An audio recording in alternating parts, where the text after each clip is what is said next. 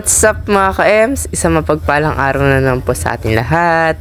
So ayan po, papunta po kami ngayon ni Mama sa East Avenue Medical Center po para po makapagpa-check up po si Mama. So ayan po mga ka-Ems, na joyride lang po kami dahil po may tinatarget po kaming oras po dahil si Tita Bel nga po pang night shift po. Kailangan po mga 6 po mga ka-Ems makarating na po kami. Yung bus po na sinerge ko po, mga bandang 5 o'clock daw po, tsaka lang po meron po sa Oriente po dito po sa amin sa San Miguel. Kaya ayun po, nag-joyride na po kami. So ayun mga ka-Ems, nandito na po kami sa East Avenue Medical Center. Ayun po si Tita Bel.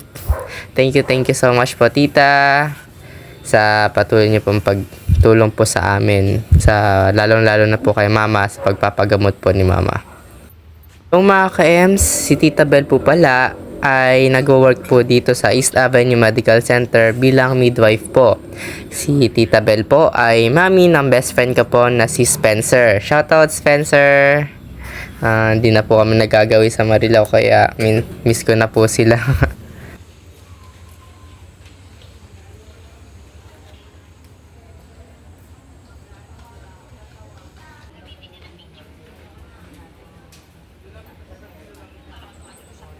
Shoutout po kay Mama Amanda at Mama G. Sila po ay kapatid po ni Mama. From Marilao po mga ka-Ems, punta po sila dito sa East Avenue Medical Center para po dalan po kami ng food. Thank you so much po Mama Amanda, Mama G. We love you po. Hindi po namin nakain mga ka-Ems ang dala po ni Mama Amanda, Mama G no umaga po. Dahil po nilibre nga po kami ni Tita Bel ng breakfast po mga ka-Ems. Kaya thank you po Tita ulit. Ito po pala ang East Medical Center, East Avenue Medical Center.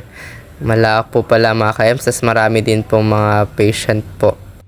So ito na po pala mga ka-Ems ang pag-uwi po namin nila Mama po na check up na po si Mama, babalik pa po si Mama para po ultrasound po mga ka-Ems. Ayun po, medyo happy po si Mama dahil kinausap po siya ng doktor na may advice po ganito po.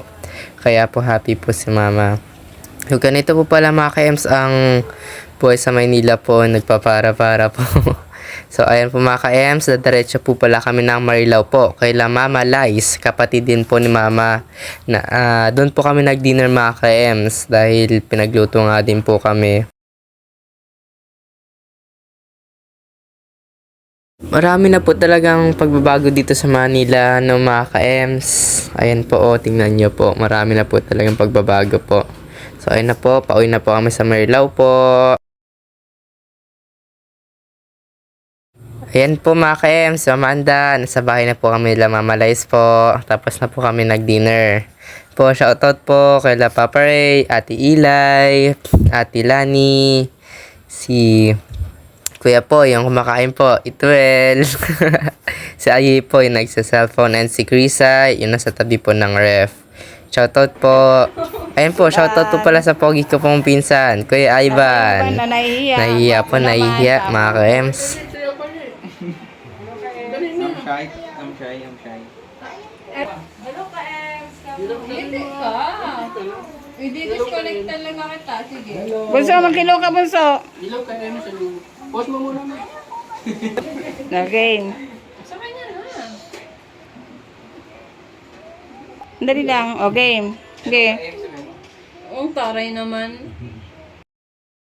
So, ayun po mga ka-Ems, pauwi na po kami at nag-joyride po ulit po kami dahil gabi na po, wala na pong bus po mga ka-Ems. So, ayun po, hanggang dito na lang po ulit mga ka-Ems. Thank you so much po sa patuloy niyo po pag-support po sa amin, sa DM Armies po, sa mga OFW po, sa lahat pong patuloy niyo po pag-support po sa amin. We love you all po, kala Tita Jo po, and Tita from Germany, and especially po, Tatay Ram. Thank you so much po sa lahat. Patuloy niyo po pag-support po sa amin. God bless you all po. We love you po. Mwah!